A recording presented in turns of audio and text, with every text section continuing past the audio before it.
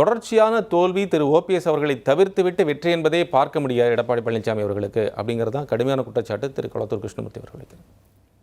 2021 அன்றைய ஒருங்கிணைப்பாளராக இருந்த மாண்புமிகு முன்னாள் முதலமைச்சர் திரு ஓபிஎஸ் அவர்கள் அப்பயே இருந்தாங்கல்ல, இணை ஒருங்கிணைப்பாளர் தானே திரு எடப்பாடி பழனிசாமி அவர்கள் இருந்தாங்க.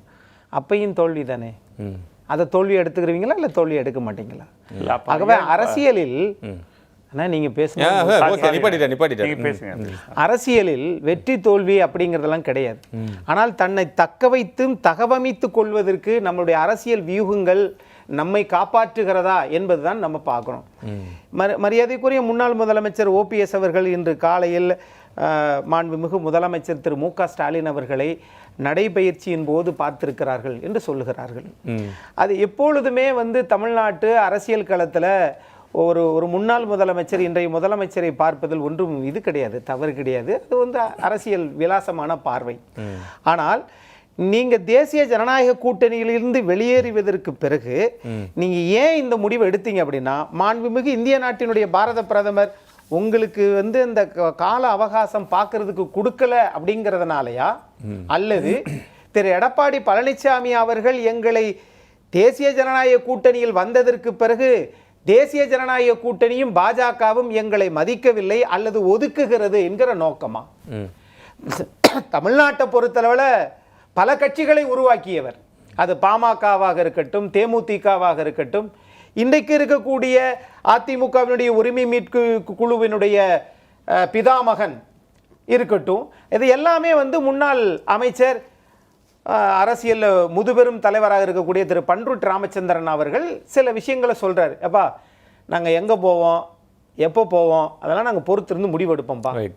தாவேக்காவோட போவோம்னு சொல்லி போன வாரம் ஏதோ சொல்லிட்டு இருந்தாங்க, இந்த வாரம் என்ன நிலைமை அப்படின்றது கிடையாது. ஆனால் அரசியலில் நீங்கள் என்ன நிலைப்பாடு என்பதை தாண்டி எங்களுடைய தேவை திரு அதிமுகவில் எங்களை இணைக்கவில்லை என்றால் உங்களை வீழ்த்துவதற்கு உண்டான சக்தியுடன் சேருவோம்.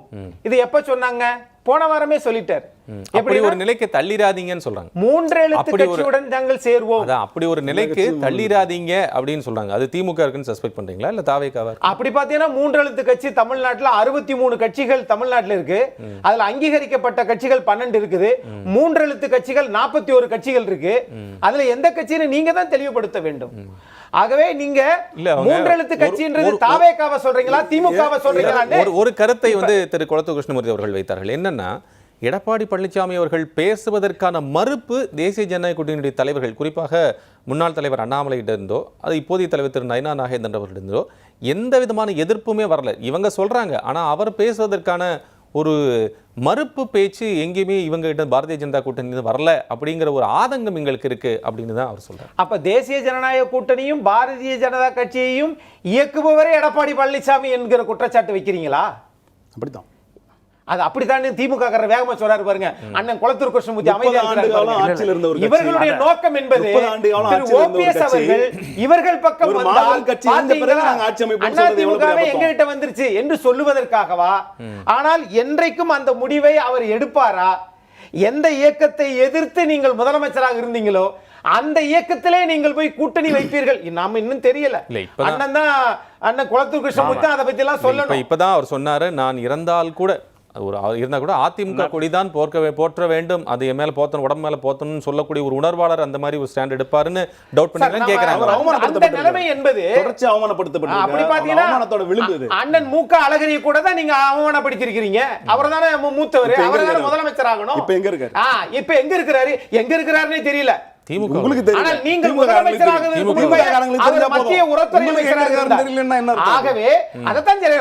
தேவையான அளவுக்கு எனக்கு சுகர் இருக்கு அப்படின்னா பாவக்கா சாப்பிடுறீங்களோ இல்லையோ, இதுதான் உங்க நிலைப்பாடா இருக்குது. சுகர் இல்ல எனக்கு ஒரு நிமிஷம்.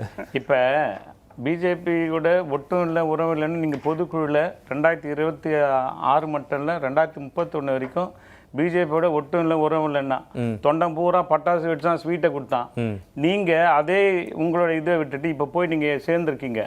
இப்ப யாரும் பேசலையே, ஏன்?